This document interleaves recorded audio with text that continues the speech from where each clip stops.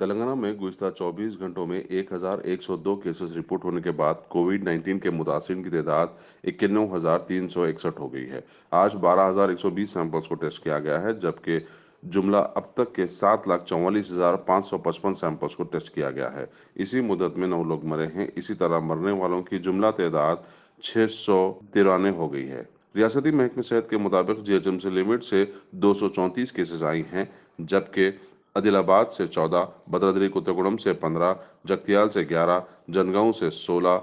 जोगलम्बा गढ़वाल से 17, कामारेड्डी से 33, करीमनगर से 101, खम्मम से 44, कुमरम भीम आसिफाबाद से 3, महबूबनगर से 37, महबूबाबाद से 21, मेडचल से 9, मेदक से 18, मेडचल मलकाजगिरी से 63, मुलुगू से 8, नगर कर्नूल से 29, नलगुंडा से 28, नारायणपेट से 4, निर्मल से 4, निजामाबाद से 33, पेद्दापल्ली से 22, राजन्ना सिरसिल्ला से 13, रंगारेड्डी से 81, संगारेड्डी से 67, सिद्दीपेट से 30, सूर्यापेट से 13, विकाराबाद से 8, वनपर्ती से 19, वरंगल रूरल से 25, वरंगल अर्बन से 70 और यादाद्री भुवनगिरी से 11।